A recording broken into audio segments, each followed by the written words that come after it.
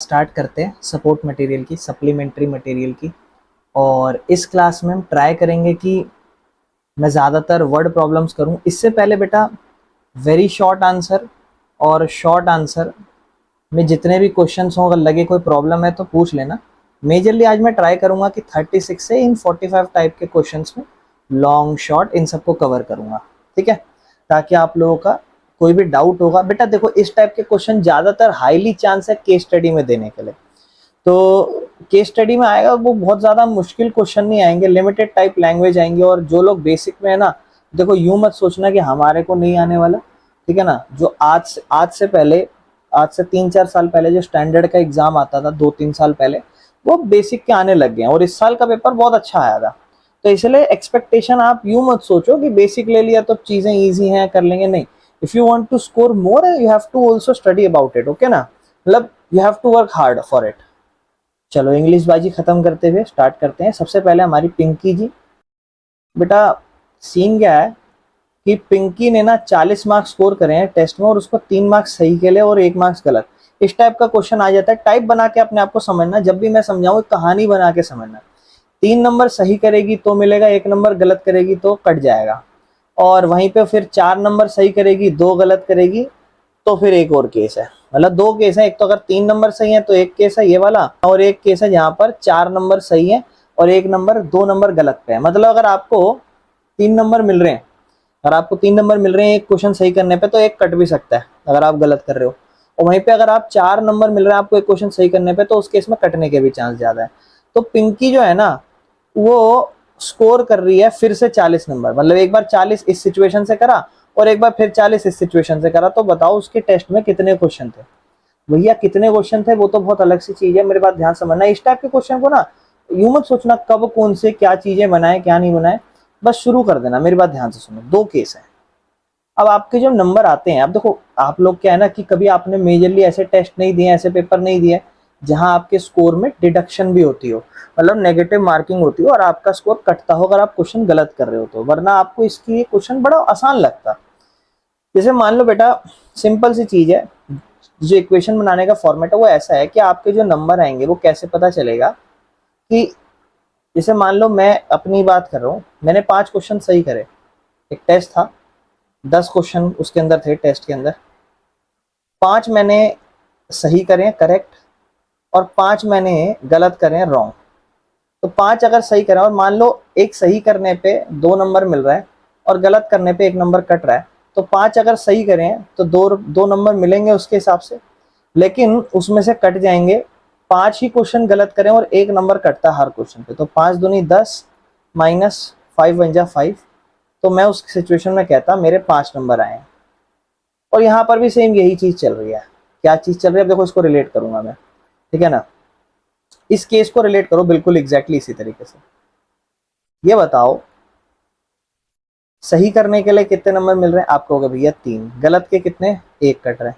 Number आपके आ कितने रहे, जैसे इस केस में तो 5 है, इस केस में आपको नंबर बता दिया आपके 40 नंबर आ रहे हैं, ठीक है। अच्छा, सही के आपको 3 मिल रहे हैं लेकिन आपने पता नहीं है कितने अटेम्प्ट करें, ये आपको पता नहीं है।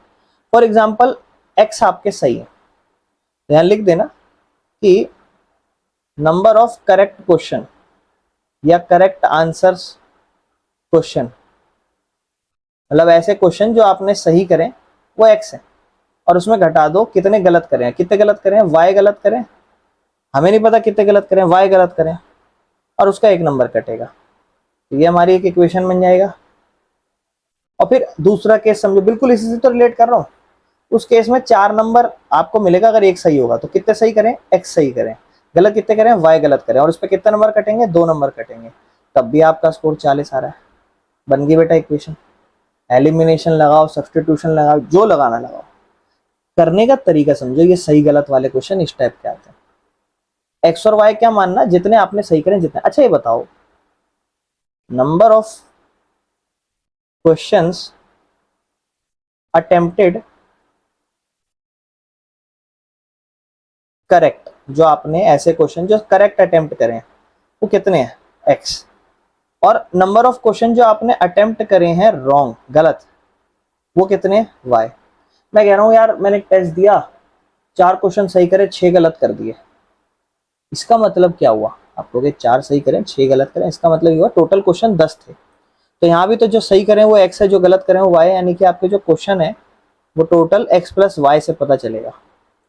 तो बहुत से लोग सिर्फ x और y निकाल के छोड़ देते हैं। अब इस क्वेश्चन को करना कैसे बेटा है, तो सिंपल इक्वेशन है, क्या है 3x माइनस 1y बराबर 40, दूसरा 4x माइनस 2y बराबर 40। कुछ मत करो, बस इसको 2 से गुणा कर दो क्योंकि यहाँ 2 आ जाएगा। तो क्या होगा 2 तिया 6x माइनस 2 एकम 2y बराबर में 40, 4x माइनस 2y बराबर 40।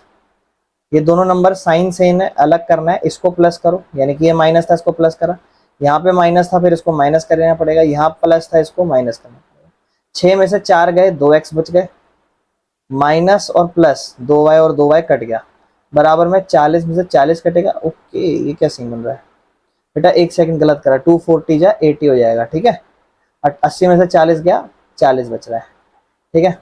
और x is equal to 40 divide by 2, x का वैल्यू 20। इसका मतलब 20 क्वेश्चन सही करे हैं बच्चे ने, पिंकी ने, है ना।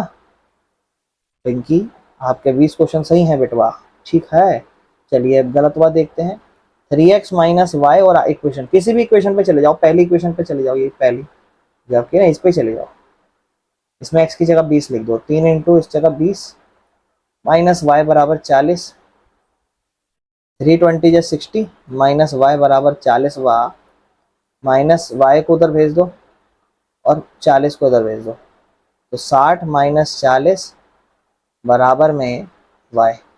तो आंसर हो जाएगा अपना 60 माइनस 40 20। अरे क्या हुआ, चलो भाई y की वैल्यू 20, यानी कि गलत क्वेश्चन जो अटेम्प्ट करें वो 20 करें, सही ये करें, ठीक है बेटा। मुझे उम्मीद है आप समझ पा रहे होगे ये कहानी। अब ऐसी कहानियां बहुत है, PYQ में मिल जाएगी, हर जगह मिल जाएगा, ठीक है ना। और स्टैंडर्ड वाले हैं, इसका ध्यान रखेंगे। आगे तो इस टाइप के क्वेश्चन ही लिमिटेड है, ज़्यादा क्वेश्चन है नहीं। आगे चलते हैं, क्वेश्चन अच्छे अच्छे आएंगे भाई। अच्छा, ये 2-4 क्वेश्चन है, इसमें डाउट हो तो पूछना, इससे पहले क्या मैं नहीं करा रहा, अगले पार्ट में करा दूंगा, क्योंकि वर्ड प्रॉब्लम में लगभग सबको प्रॉब्लम आएगी। अरे देखो कितना ड्रामना सा नहीं लग रहा, ऐसा लग रहा पता नहीं हॉरर टाइप क्वेश्चन दे दिया हो। तो क्या है, कह रहा टीवी भी बेच रहे हैं 5%, बेटा ऐसा नहीं है। ये सारी क्वेश्चन ना 8th क्लास में आया करती थी, जब वो सिलेबस डिलीट कर दिए, वहाँ वर्ड प्रॉब्लम बहुत सारी हुआ करती थी। ये तो अब फिर भी मैं कहूँगा 10th लेवल की कुछ नहीं है, ये सारी चीज़ें 8th क्लास में आ जाती थी, आजकल पता नहीं क्यों नहीं देते। खैर ठीक है, चलो लेवल उतना सही नहीं होता। अब अपना जो अगला क्वेश्चन है वो कहता है कि एक टीवी बेच रहे हैं 5% गेन फायदे पे, और एक फ्रिज बेच रहे हैं 10% गेन फायदे पे। तो एक शॉपकीपर को टोटल जो गेन हो रहा है वो 2,000 रुपये का है, लेकिन अगर वो टीवी को 10% फायदे में बेचे और फ्रिज को 5% लॉस में बेचे तो उसको 1,500 का फायदा है। तो एक्चुअल प्राइस क्या है टीवी और फ्रिज का, ये पता लगाओ। ये क्वेश्चन हो सकता है थोड़ा सा इक्वेशन, थोड़ा कैलकुलेशन वाइज थोड़ा चला जाए, अदरवाइज इसमें कुछ ऐसा है नहीं। बेसिक सी खरीदारी बेचारी की बातें, जानकारियां आपको पता होनी चाहिए, ठीक है जी। जानकारियां कुछ ऐसी हैं, टीवी बेच रहे हैं 5% फायदे पे और फ्रिज 10% फायदे पे, तो 10,000 2,000 का फायदा। लेकिन 2,000 का आपका फायदा जब टीवी आपका 10% फायदे पे है ना, और फ्रिज आपका 5% फायदे पे, दोनों प्लस के फायदे हैं, ठीक, ओके, कोई दिक्कत नहीं है। और वहीं पे आप बेच रहे हो टीवी 10% फायदे पे, फ्रिज लॉस पे। तो अब अगला केस है जहां आपका फायदा सिर्फ 1,500 हो रहा है, क्यों? क्योंकि टीवी तो आप 10% फायदे पे बेच रहे हो, लेकिन फ्रिज आप 5% लॉस पे भेज रहे हो, ठीक है ना, लॉस परसेंट, सॉरी 5% लॉस पे बेच रहे हो, है। चलो आगे चले, सारी बात सही है, बस चलो। अब उसने बोला है कि टीवी और फ्रिज है कितने रुपए के। चलो हमें नहीं पता, हम एक काम करते हैं, टीवी का प्राइस x मान लेते हैं, फ्रिज का प्राइस y मान लेते हैं, क्योंकि हमें पता है इक्वेशन ही बनानी पड़ेगी। तो यहाँ लिख देना, late assume the actual price, जो एक्चुअल प्राइस था ऑफ फ्रिज एंड टीवी। पहले टीवी की बात करते हैं x, फ्रिज y, x रुपए का y रुपए का। जब इसको बेचोगे आप तो उसका 10% ज़्यादा पे बेचोगे, यानी कि 10% ऑफ x मत लिख देना, ऐसे मत लिख देना, बहुत से लोग ये गलती कर देते हैं। बेटा तो फायदे पे बेचा है, एक्चुअल में वो जितने का भी है उसमें 10% ज्यादा पे बेच रहे हो। मतलब अगर वो टीवी मान लो 100 रुपए का होता, तो आप उसको उसके 10% ज्यादा पे बेच रहे हो, 10% ज्यादा पे बेच रहे हो, जो कि 100 का 10% होता है 10। बहुत से लोग ये निकालना चाहते हो तो मैं आपको 10% निकालना बताता हूँ किसी भी चीज़ का। मान लो 1000 है, इसका आपको 10% निकालना हो, पीछे से एक संख्या हटा दो। 7920 है पहले, इसका 10% निकालना हो, एक डिजिट हटा दो, क्या बच गया 10%। 7929 हो, इसका 10% निकालना हो तो पीछे जीरो नहीं है, तो अब जीरो मत हटाओ, यहाँ पॉइंट लगा दो, ये 10% हो गया 792.9। ये हमारा 10% निकालने का तरीका। और 5% बेटा, 10% का आधा 5%, तो 10% का आधा 5%। यहाँ देखो 10% अगर 100 है तो 100 का आधा 50 और 10% का आधा 5%। बेसिक सी बात। लेकिन आप इस बात को समझो कि वो जब बेच रहे हैं टीवी तो वो हम 10% फायदे पे बेच रहे हैं। यानी कि अगर मेरा टीवी, फॉर एग्जांपल मैं अज्यूम करूं, अगर मेरा टीवी 1000 रुपये का होता तो उसको 10% फायदा मतलब एक डिजिट हटाऊं तो 100 रुपये, यानी कि 1000 का तो वो है और उसको 10% फायदा मतलब 1100 रुपये में बेचता। समझ रहे हो, है ना। अच्छा, लेकिन एक और प्रॉब्लम है, उसने यहाँ आपको ये नहीं बताया कि आपको फायदा या नुकसान कितना हो रहा है। तो ये भी एक बहुत बड़ी फायदे वाली बात है। आप एक चीज और समझो, यहाँ उसने ये भी नहीं बोला ना कि ये तो बस उसने ये बोला कि फायदा कितना हो रहा है। फायदा मतलब उसमें आप ये मत बताओ कि कितने का बेचा या एक्चुअल में कितने का खरीदा। आपको सिर्फ ये बताना है कि यहां से फायदा कितना हुआ और वहां से फायदा कितना हुआ, और दूसरा भी ये बताना है कि यहां से फायदा कितना हुआ और यहां से लॉस कितना हुआ। तो इस केस में तो फिर वो कुछ करना ही नहीं है। आप मतलब कहने का मतलब पता क्या समझाना चाह रहा हूँ, इस केस में आपको ज्यादा मेहनत करनी नहीं है, ये तो खत्म हो गया ऐसे ही, बहुत जल्दी खत्म हो गया। और इसको मैं पता है आपको देख के करा सकता हूँ, ऐसे ऐसे यही सोच के, यही ऐसे सामने। ऐसा क्या तरीका है कि ये यही सोच के हो जाए। 10% फायदा किस पे होगा भाई, टीवी पे फायदा। 10% टीवी को हम x रुपए का मान लें तो x पे होगा, यहाँ भी 10% फायदा x पे ही होगा, यहाँ 5% फायदा y पे होगा, और यहाँ 5% फायदा भी y पे ही, लॉस y पे ही होगा। ये तो पूरा कट गया, प्लस माइनस 10 और 10 टोटल 20% फायदा, क्योंकि दोनों केस में टीवी तो सेम ही रहेंगे। यानी कि 20% ऑफ एक्स, 10 और 10 20% ऑफ एक्स, बराबर में इन दोनों को जोड़ोगे 3500। अब मेरी बात बहुत ध्यान से सुनना, 20% 3500 है, क्योंकि जिसकी भी अमाउंट है वो 20% 3500 है। यानी कि 3500 जो है ना वो 20% है। तो 10% कितना रहा होगा, आप बोलोगे इसका आधा 1750। तो 100% कितना रहा होगा, एक जीरो लगाइए, यहाँ भी एक जीरो लगा दो, 17,500। खत्म क्वेश्चन। एक्स की वैल्यू 17,500। नहीं तो सॉल्व तो कर ही रहे हो, यहाँ सॉल्व तो कर ही रहे हो, आ जाओ कर लो, ये लो। एक्स है, उधर जाएगा 3500, आपको पता है 20% एक्स है, 20% हटाओगे नीचे 100 आता है, जीरो से जीरो कटेगी, एक नंबर पे 5 नंबर है, 5 उधर जाकर मल्टीप्लाई होगा। तो एक्स इज इक्वल टू 0 0, 5 पंजे 25, 5 दूनी 10, 5 के 15 2 17, बात तो वही होगी। अच्छा, अब एक्स 17,500 है और 17,500 का 10% फायदा आपको पता है 1750 ही है। 1750 minus plus 5% of Y, plus 5% of Y is equal to, यहाँ क्या है 2000। अब इसको वहां भगा दो, आपको पता है यहाँ बचेगा 5% of Y is equal to 2000 minus 1750, घटाओगे 250 बचेगा। यानी कि एक वैल्यू है y, उसका 5% 250 है, यानी कि 5% 250 है, 5% 250 है। 10% कितना होगा जी भैया, इसका डबल, इसका डबल 500। तो 100% कितना होगा जी, बोलो भैया यहाँ एक जीरो, यहाँ एक जीरो, यहाँ एक जीरो। यानी कि 100% मतलब कितने का है वो एक्चुअल वैल्यू, क्योंकि कोई भी चीज अपने 100% पे ही होती है। 10% का फायदा तभी तो उस पर निकालते हो। यानी कि आपका जो फ्रिजवा है वो 5,000 रुपये का है, और जो टीवी वा है पहला दैट इज ऑफ 17,500। क्या दिक्कत, इतना तो करना था। समझ रहे हो, चले आगे, समझ रहे हो बेटा। देखो, चीज़ों को थोड़ा थोड़ा एडवांस भी करना होता है, ऐसा नहीं है कैलकुलेशन बिल्कुल ही बेसिक चलते रहोगे, बड़े होते जा रहे हो धीरे धीरे, चीज़ों को थोड़ा आजमाओ। समझ रहे हो, आओ आगे चलते हैं। अच्छा, इससे पहले एक क्वेश्चन रह गया, ये ज्यादा उत्सुक हो गया था मैं इसको देखने के लिए, तो ऊपर 37वां नहीं देखा, इसको कर लें। वैसे प्रॉफिट एंड लॉस के क्वेश्चंस का हाईली चांस है इस टाइप के क्वेश्चन नहीं आते। स्टिल अगर बाय चांस आए तो बहुत आसान हो गया, ये बात ध्यान रखना। लेकिन दो फर्क समझ लेना, मैं आपको समझा देता हूँ। स्टैंडर्ड में आ सकता है, एक तो यहाँ पे लिख दिया था जैसे गेन, तो क्वेश्चन आसान हो गया।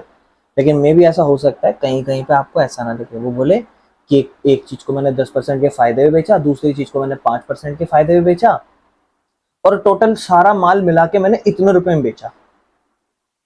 यहाँ तो सिर्फ ये लिखा था कि फायदा कितना हुआ, यहाँ ये नहीं लिखा था कि उन्हें एक्चुअल में बेचा कितने में। फादर की जो एज है वो 3 गुना है। देखो एक जगह ऐसा लिखा हुआ आता है, क्वेश्चन ना कंफ्यूज करते हैं। आप जब भी इन क्वेश्चन को देखो ना, ऐसे रिलैक्स हो जाओ, बिल्कुल लूज छोड़ दो अपने आप को, यार ठीक है हो जाना है। क्यों? क्योंकि ना तरीके होने चाहिए, वो तरीके मैं बना रहा हूँ। कहता है पिताजी की जो एज है ना वो 3 गुना है the sum of age of his 2 children. दो चीज है, एक तो 3 गुना और एक सम, और बच्चे दो हैं। ज्यादातर आप देखते हो कि पिता की उम्र को अपने बच्चे से कंपेयर किया जाता है, पिता की उम्र को अपने बच्चे से कंपेयर किया जाता है। एक ही बच्चा है या 2 बच्चे, हमें नहीं पता उन दो की उम्र क्या है, लेकिन उन दो की उम्र का हम जोड़ करेंगे। देखो पहले इसको ना, या 3 टाइम्स भी लिखा है सम भी लिखा है ना, तो पहले जोड़ घटा को पढ़े करो, फिर सम मल्टीपल्स 2 टाइम्स 3 टाइम्स इसको पढ़ा करो। चाहो तो ये भी सोच सकते हो कि पहले पीछे से, फर्स्ट पैराग्राफ को पीछे से पढ़ेंगे कि 2 बच्चे हैं। हाँ, हाँ, 2 बच्चों का उम्र का सम है ना, और 2 बच्चों के उम्र के सम का 3 गुना किया है, तब पिताजी की एज आ रही। देखो कितना आसान नहीं होगा पीछे से पढ़ना, कि 2 बच्चे हैं, 2 बच्चों की उम्र को जोड़ा, उसका फिर 3 गुना करा, तब पिताजी की एज आ रही। आगे पढ़ें, अभी छोड़ देते हैं अभी पूरा, क्योंकि मैं एक बारी में लिखूंगा आराम से। 5 साल बाद, कोई बात नहीं 5 साल बाद चल लेते हैं, आ जाओ। हिज एज यानी कि पिताजी की बात हो रही है, वो दुगनी हो जाएगी, फिर से वो पीछे चलो, पीछे आओ पीछे आओ। 2 बच्चे हैं, पहले 5 साल वाला केस तो जरूर पढ़ लेना, इसको कहीं ऐसा नहीं कि 5 साल सबसे लास्ट में पढ़ो। बुक से कंडीशन पहले कि 5 साल हो गए, तो 5 साल बाद 2 बच्चे हैं, दोनों बच्चों की उम्र जोड़नी है, और पिताजी उनकी उम्र के दुगने हैं। ओके, एक और चीज समझो, अगर आप देखोगे तो यहाँ 3 बंदे हैं, एक पिताजी और 2 बच्चे, लेकिन दोनों बच्चों को हर बार साथ साथ ले रखा है। इसका मतलब 2 बच्चों को हमेशा साथ ही रखो आप भी, यानी कि एक 2 बच्चों की उम्र को हमेशा साथ लिया जा रहा है, तो एक हो गई, और एक पिताजी की एज हो गई। अब क्वेश्चन बहुत आसान हो गया, समझो। सबसे पहले ये बराबर का साइन लिखवाऊंगा, बाद में क्या है क्या नहीं। अच्छा, मान लो एक बच्चा नाम है ए, एक बच्चे का नाम है बी, और इनका पापा है एफ। ये दोनों की उम्र हमेशा जुड़ती हुई आ रही है, तो इन दोनों की उम्र को डायरेक्ट जुड़ता हुआ एक्स मान लेता हूं। एक्स, दोनों की उम्र को हमेशा जुड़ता हुआ एक्स मानूंगा। तो पहले इन दोनों की उम्र जुड़ गई, मान लो ये जुड़ गई, ये जुड़ी हुई है ऑलरेडी। और पिताजी को अगर इनके बराबर रखूं, तो पिताजी की उम्र को आज मान लेता हूं प्रेजेंट एज। हमेशा देखो जब भी क्वेश्चन एज का करो तो प्रेजेंट एज लिखना, कि let the present age of 2 sons या 2 बच्चे ए एंड बी, ऐसा ज्यूम कर लेना। लेट द एज ऑफ, ये लिख देना, let the age of 2 children is x, x years. Age sum लिख रहे हैं डायरेक्ट, ये नहीं लिख रहे कि ए कितने साल का, बी, दोनों एक साथ, क्योंकि वहां क्वेश्चन में मांगा भी नहीं है कि एक पहला बच्चा कितना बड़ा, दूसरा पूछा भी नहीं। And the age of his father is, age of their father is Y years.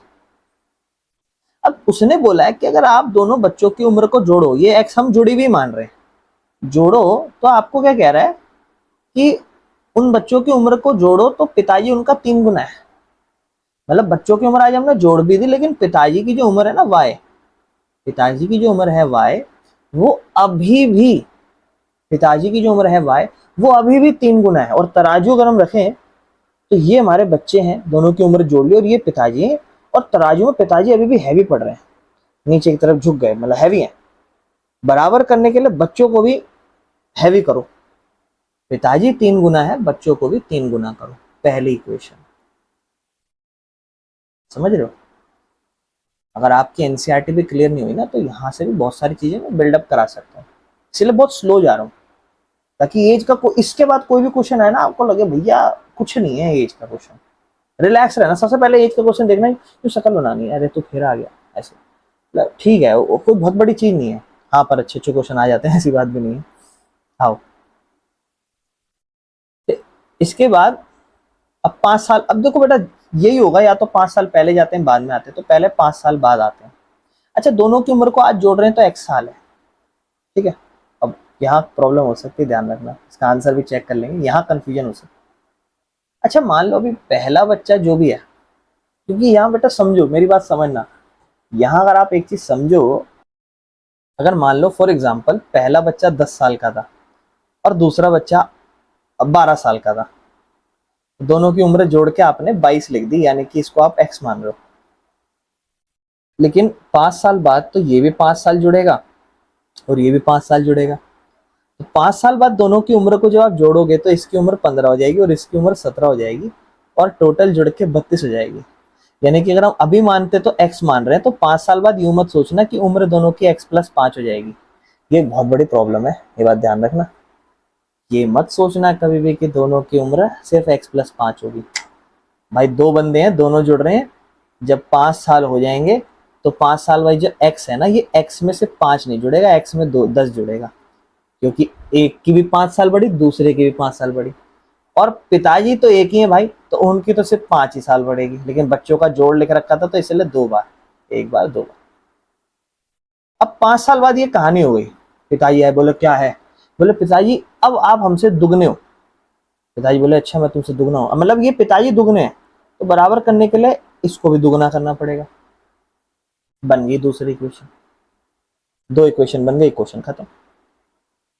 अभी देखो, ये जैसे आप इंटरव्यू इंटरव्यू नहीं देखते बाहर, ऐसे इंस्टाग्राम पे रील वील आती है कि right now I am this year, या right now you are this year, कि मैं, जैसे मान लो राम गोपाल आज जितने भी साल का है, उसका छोटा भाई उससे 1 साल छोटा है, तो जब आज फॉर एग्जांपल मान लो आज ये 12 साल का है, तो जब ये अपनी डबल उम्र का हो जाएगा तो इसका भाई इससे कितनी उम्र छोटा होगा, तो बहुत से लोग सोचते हैं कि जैसे मान लो ये ऐसे भी नहीं, सॉरी सॉरी ऐसे नहीं, इसको बड़े तरीके से जैसे क्वेश्चन क्या आता है कि आज आप, suppose you are Ram Kumar, तो आज आप राम कुमार हो, आपका भाई आपकी आधी उम्र पे है, तो मान लो आप 10 साल के हो और आपका भाई आज आपकी उम्र के 5 का है, तो कह रहा है कि 10 साल बाद आपका भाई कितनी उम्र का होगा, तो आप सोचोगे कि 10 साल बाद मैं हो जाऊंगा 20 साल का, और वो मेरी आधी उम्र का है, तो मेरी आधी उम्र का वो भी हो जाएगा 10 साल का, मेरी आधी उम्र का 10,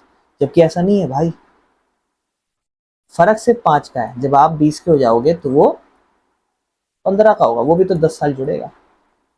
तो ये चीज हमें यहाँ से क्लियर हो जाती है भाई, मतलब जब बच्चों की उम्र हम 5-10 साल बाद जोड़ रहे हैं, तो पिताजी एक टाइम पे 3 गुना थे, लेकिन पिताजी आज के टाइम पे सिर्फ 2 गुना रह गए उम्र में, है ना। इसको ठीक करते हैं, आ जाओ। मैं तो बस, क्वेश्चन तो हमारा खत्म हो गया, तो मैं ऐसी बातचीत कर रहा था आप लोगों के साथ। 2x+10, 5 को उधर भेज दो, y को भी उधर भेज दो, नहीं तो y को एक काम करो यहीं रखो, y की जगह आप 3x लिख सकते हैं, हाथों हाथ लिख दो 3x, और 2x को इधर ले आओ, माइनस का 2x, 5 को उधर भगा दो, 20 minus 5, answer is 15, x 3x minus 2x, x is equal to 15। x is equal to 15, इसका मतलब पता है क्या है, x मतलब दोनों बच्चों की उम्र जोड़ के 15 है ना। Sum of their children is 15 year, sum of the age of their children, लेकिन पिताजी जो हैं वो 3 गुना 15, 45 साल के हैं आज। ओके, समझ रहे हो, और ये हमारा क्वेश्चन यहाँ पर खत्म होता है। अब मुझे उम्मीद है आपको समझ आया होगा, क्वेश्चन में कुछ खास नहीं है, क्वेश्चन तो बेसिक ही है। देखो, अगर आप देखोगे तो क्वेश्चन मुश्किल नहीं है, पर यार देखो प्रॉब्लम पता है क्या है, ये क्वेश्चन समझना, वीडियो के थ्रू देखना और कहना कि वाह वाह वाह मजा आ गया, ये वो, या आज आप समझ गए, मैटर करता है आपके दिमाग में कैसे बैठ रहा है। अब इसके बाद आप इसको करोगे कैसे, खुद से प्रैक्टिस करके टीपोगे साइड बाय साइड, तो ये फिर नहीं हो पाएगा भाई। आपको उसको सही जेन्युइनली खुद सोच सोच के दिमाग लगा लगा के करना है ना, तभी मजा आएगा। आओ। ये नोट वाला तो एनसीईआरटी में भी होता है, बहुत ज्यादा आ जाता है ये नोट वाले क्वेश्चन, और ये नोट वाले क्वेश्चन तो पीवाईक्यू में भी बहुत आ रखे हैं। बकवास क्वेश्चन है बेटा, ये नहीं देने चाहिए एनसी सीबीएसई को, बेकार है ये सब। इससे बढ़िया तो ये प्रॉफिट लॉस वाला दे दो, तुम एज वाला ही दे दो, उसमें थोड़ा बच्चे कंफ्यूज जाते हैं। अब जो अपना क्वेश्चन है, सुनीता के पास 50 रुपए हैं और 100 रुपए के नोट है, और टोटल उसके पास 15,500 रुपए हैं, और टोटल नोट उसके पास 200 हैं। तो बताओ 50 और 100 रुपए के, मतलब उसके पास ऐसे जो नोट्स पड़ा है ना, वो एक ऐसा 50 रुपए का नोट पड़ा है और 100 रुपए के नोट पड़े, और बहुत सारे हैं, ऐसा नहीं एक ही है, बहुत सारे हैं। लेकिन जब वो उनको टोटल जोड़ रही, जैसे 50 रुपए के कितने हमें नहीं पता, तो नंबर ऑफ ₹50 नोट, 50 रुपए के नोट कितने हैं उनसे उसको गुणा करेगी, जायज बात है। और 100 रुपए के नोट कितने हैं, तो नंबर ऑफ ₹100 नोट, इनको गुणा करेगी, तब जाके उसके बाद टोटल पैसा 15,500 रुपये आ रहा है। ये बात तो हमें समझ गई है ना, तब जाके 15,500 आ रहा है। और उसके पास 50 रुपए के नोट्स कितने हमें नहीं पता, लिख लेते हैं, नंबर ऑफ ₹50 नोट, है ना। और नंबर ऑफ ₹100 के नोट हमें नहीं पता, लेकिन उसके पास 50 के जितने नोट हैं और 100 के जितने नोट हैं, इन दोनों नोट को जोड़ोगे तो टोटल 200 नोट है, जिसमें से कुछ 50 के कुछ 100 के। अच्छा एक काम करो ना, 50 रुपए के नोट को x मान लो, 100 रुपए के नोट को y मान लो, तो टोटल x प्लस वाई जुड़ के 200 आ जाएगा। और आपको यही तो सोचो कि यहाँ पे 50 रुपए हैं, और 50 रुपए के जितने नोट है उसको गुणा करोगे, हमें नहीं पता 50 रुपए के कितने नोट है, x मान लो, x को 50 से गुणा करो, बीच में साइन जमा। y रुपए के नोट 100 हैं, सॉरी y रुपए सॉरी 100 रुपए के नोट y हैं, उल्टा बोल दिया, 100 रुपए के नोट्स y हैं, तो y को आप 100 से गुणा करोगे तो आपका आंसर 15,500 आएगा। बेटा नोट्स वाले क्वेश्चन में यही दो इक्वेशन होती है, खत्म। ये देखो ना, खत्म इक्वेशन। ये क्या है, इसको बाद थोड़ा इंटेलिजेंट बनो। इंटेलिजेंट कैसे, आप डायरेक्ट देख रहे हो, ये बड़ी बड़ी इक्वेशन है, इसको हाथों हाथ जीरो काटो पहले, तो 1 0 1 0 1 0, ये क्या हो गया, 5x 10y बराबर 1550। फिर क्या करो, इसको 5 के पाड़े से काट दो, 5 के पाड़े में 1 नंबर पे, 5 के पाड़े में 2 नंबर पे, 5 के पाड़े में ये 3 नंबर पे, और ये 1 नंबर पे, 310, खत्म। अब इसको लिख लो, x प्लस इधर 2y बराबर 310, ये बड़ा टेढ़ा टेढ़ा लिख रहा हूँ मैं, ठीक है। और ये नेगेटिव कट गया, ये भी नेगेटिव हो जाएगा, ये भी नेगेटिव हो जाएगा, 2y में से y जाएगा माइनस का y, और माइनस में से ये जाएगा 310 में से 200, तो माइनस का 110। इसका मतलब माइनस से माइनस काटेंगे तो y नोट 110 बचे, y नोट 110 बचे, इसका मतलब जो 100 रुपए के नोट हैं, है ना, 100 रुपए के नोट को y माना था ना, वो हमारे पास 110 है। तो जाहिर बात है 100 रुपए के, सॉरी x, फिर वो गलत बोल रहा, 50 रुपए के नोट्स कितने होंगे, 90, क्योंकि दोनों को जोड़ के 200 आ रहा है। खत्म भाई, इतना ही है। ये नोट वाला क्वेश्चन बहुत ही बेसिक है, इससे अच्छा क्वेश्चन पता है, मजाक नहीं कर रहा, आपको इससे बढ़िया क्वेश्चन अगर खुद से ट्राई करना ना, कि हाँ मैं सारे निपटा सकता हूँ नोट्स के, 8th क्लास की मैथ्स की चैप्टर 2 की पुरानी पीडीएफ उठाना, और उसका भाई तुम ये नोट्स वाला क्वेश्चन करके देखो, उसमें एक सिक्के वाला है भाई, बहुत खतरनाक है, वो इससे अच्छे हैं, सब कुछ नहीं है। बाकी बेटा इसमें 4 ही क्वेश्चन हुए, पॉइंट है क्वेश्चन, टाइम लेंगे, वर्ड प्रॉब्लम है। देखो मेरा टारगेट ये रहेगा, मैं ये सब क्वेश्चन करा दूं, इसमें प्रॉब्लम होगी तो ठीक है, बाकी फिर आपको जो भी अच्छा, और भी है भाई यहाँ, वो 50 है, बढ़िया, सारे क्वेश्चन करा दूंगा मैं। अगर आपको डाउट होंगे तो, मैं इतना नहीं कि सारे ही करा रहा हूँ, जो डाउट्स होंगे पूछते चलो, मैं एक आध क्लास ऐसे ही बना रहा हूँ, ठीक है। तो चलो, thanks for watching the video.